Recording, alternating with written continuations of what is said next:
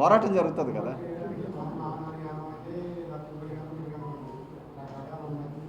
అసలు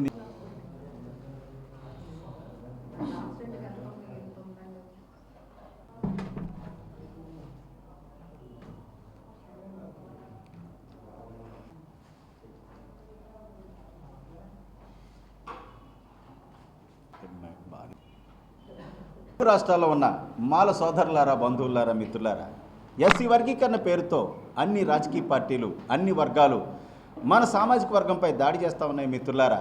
దీన్ని మనం శాంతియుతంగా, ప్రజాస్వామ్యయుతంగా పోరాడకపోతే, ఎదుర్కోకపోతే, అనగనగా ఒకప్పుడు తెలుగు రాష్ట్రాల్లో మాల సామాజిక వర్గం ఉండేది, అది కాలఘట్టంలో అంతరించిపోయిందని చరిత్రలో చదువుకునేటటువంటి పరిస్థితులు ఉంటాయి. కాబట్టి మిత్రులారా, దీనిపై మాల సోదరులందరూ కూడా, అలాగే ఎస్సీ వర్గీకరణ వ్యతిరేకించేటటువంటి వర్గాలంతా కూడా దీనిపై శాంతియుతంగా, ప్రజాస్వామ్యయుతంగా పోరాటానికి సిద్ధం కావాలని చెప్పేసి ఈ సందర్భంగా మీకు అందరికీ విజ్ఞప్తి చేస్తూ ఉన్నాను మిత్రులారా.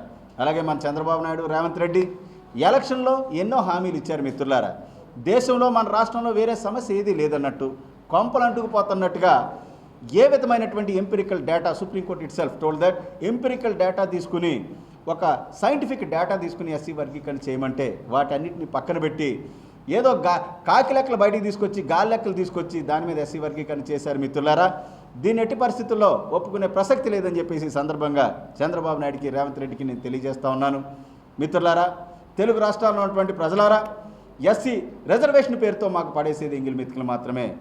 15% ఆఫ్ 100 వేకెన్సీస్, 100 ఖాళీలు ఉంటే 15 ఇస్తూ ఉన్నారు. ఇన్ రియల్ టర్మ్స్ ఈ యొక్క రిజర్వేషన్ ఉపయోగించుకుంటే 100లో 4కే బెనిఫిట్ జరుగుతూ ఉంది మిత్రులారా.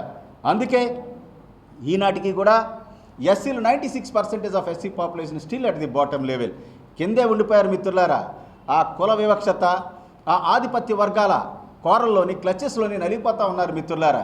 ఈ 100లో రియల్గా రిజర్వేషన్ వల్ల బెనిఫిట్ పొందేది 100లో 4 కాబట్టి 100లో 4కి ఇచ్చేటటువంటి ఈ సీట్లను మన తెలుగు రాష్ట్రాల ముఖ్యమంత్రులు, అపూర్వ సహోదరులు, గురుశిష్యులు రేవంత్ రెడ్డి, చంద్రబాబు ఎస్సీ లిస్టులో తెలుగు రాష్ట్రాల్లో ఉన్నటువంటి 59 కులాలకు సమంగా పంచుతారట మిత్రులారా.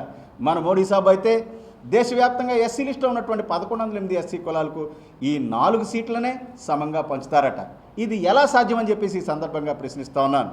మోడీజీ జరా సునియే, ఎస్సీ లిస్ట్ में बाकी जातियों पर अगर आपको सच्चा प्यार है, अगर आपको सच्चा दोस्ती है और प्रेम है, आरक्षण 10% और बढ़ाकर बाकी जातियों को देना चाहिए मोदी जी. आप कर सकते हैं तो एक काम करें, लेकिन दलित जातियों को विभजित ना करें मोदी जी. మోడీ గారు, చంద్రబాబు గారు, రేవంత్ రెడ్డి గారు, మీకు దమ్ముంటే నిజంగా ఎస్సీ లిస్టులో ఉన్నటువంటి మిగతా కులాలను పైకి తీసుకురావాలని మీరు అనుకుంటే రిజర్వేషన్ ఇంకో 10% పెంచి వారికి ఇచ్చేయండి. మాకేమి we don't have any objection. మీరు చేయాలనుకుంటే అది చేయండి. అంతేగాని ఎస్సీ రిజర్వేషన్ పేరుతో పడేసే ఎంగిలి మెతుకుల్లో వాటాల పేరుతో, ఎస్సీ వర్గీకరణ పేరుతో మమ్మల్ని కొట్లాడిద్దామంటే కుదరనటువంటి పని అని చెప్పేసి సందర్భంగా తెలియజేస్తా ఉన్నాను మిత్రులారా. నేను చంద్రబాబుని, రేవంత్ రెడ్డిని అడుగుతున్నాను, ఒకటే చెప్పదలుచుకున్నాను. మాకు రిజర్వేషన్ పేరుతో పడేసే ఎంగిలి మెతుకుల్లోనైనా ఎస్సీ వర్గీకరణ ఈ దేశానికి సంబంధించినటువంటి భూముల్లో వద్దా? Is the social justice not needed in the industrial establishments of this country? ఈ దేశంలో ఉన్నటువంటి ఇండస్ట్రీస్లో అక్కర్లేదా? మీ క్యాబినెట్ మంత్రి పదవిలో ఎస్సీ వర్గీకరణ కాదు, జనరల్ వర్గీకరణ అక్కర్లేదా? ఎస్సీలకు వద్దు. అలాగే మరి ఈ దేశంలో ఉన్నటువంటి భూములు, ల్యాండ్స్ విషయంలో, వెల్త్ విషయంలో అక్కర్లేదా? మేము ఎర్రిపప్పగాళ్ళం కాబట్టి మాకు ఇసిరే ఎంగిలి మెతుకుల్లోనైనా ఎస్సీ వర్గీకరణ పేరుతో మమ్మల్ని విభజిస్తూ ఉన్నారు. మీకు చేతనైతే చేయండి మిత్రులారా. అలాగే తెలుగు రాష్ట్రాల్లో ఉన్నటువంటి మాల సోదరులారా, నేను మిమ్మల్ని అందరినీ కోరేది ఒకటే, don't think that Chandrababu Naidu and Ravindra Reddy has already made the laws regarding sub-classification. Don't think that it can't be changed. Already చట్టాలు చేశారు కదా, nothing is left to be done, వదిలేశారు కదా, ఇంకేమీ లేదు, చేసేశారు కదా, అయిపోయిందని అనుకోకండి మిత్రులారా. Is it Gita are Bible, Quran that can't be change? That is not to be change. ఇదేమన్నా భగవద్గీత, ఖురానా? చంద్రబాబు నాయుడు, రేవంత్ రెడ్డి చేసినటువంటి చట్టాలు. People are supreme in democracy. ప్రజాస్వామ్యంలో ప్రజలే సుప్రీం మిత్రులారా. వారు చేశారు కదా, మార్చలేము. అది భగవద్గీత, ఖురాను, బైబిల్ అనుకోకండి మిత్రులారా. ఈ దొంగ రాజకీయ నాయకులు వాళ్ళకి ఇష్టం వచ్చిన విధంగా దొంగ చట్టాలు చేస్తూనే ఉంటారు. మనం తిరగబడాలి, ప్రజాస్వామ్యయుతంగా పోరాటం చేయాలి మిత్రులారా. లేకపోతే మనల్ని తొక్కేస్తూ ఉన్నారు మిత్రులారా. మాల జాతి అంతరించిపోయేటటువంటి ప్రమాదం ఉంది. మాలలంతా కూడా తెలుగు రాష్ట్రాల్లో సైలెంట్ అయిపోయారు, వారు చేసేది ఏమీ లేదు అని అనుకుంటా ఉన్నారు మిత్రులారా. అలాగే మరి రేవంత్ రెడ్డి, చంద్రబాబు వారి ఇంటెలిజెన్స్ వర్గాల ద్వారా మాల సామాజిక వర్గంలో రెస్పాన్సే లేదని చెప్పేసి వారు అనుకుంటా ఉన్నారు. ఇది కాదని తెలియజెప్పే పోరాటంలో భాగంగానే ఈరోజు ఏలూరు రావడం జరిగింది మిత్రులారా. అలాగే తెలుగు రాష్ట్రాల్లో across the India, across the world మీరంతా ముందుకు రావాలి. ఇది దేశవ్యాప్త పోరాటం మిత్రులారా. అంబేద్కర్ బతుకున్నప్పుడు కానీ, మన తాత ముత్తాతలు బతుకున్నప్పుడు కానీ ఎప్పుడు ఇటువంటి కుట్ర దళిత వర్గంపై జరగలేదు మిత్రులారా.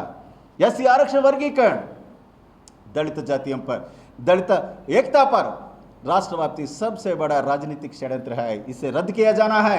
ఇది దేశవ్యాప్త రాజకీయ కుట్ర మిత్రులారా. కాబట్టి మీరంతా కూడా శాంతియుత పోరాటానికి, ప్రజాస్వామ్యయుత పోరాటానికి మరి ముందుకు రావాలని చెప్పేసి మీకు అందరికీ విజ్ఞప్తి చేస్తా ఉన్నాను.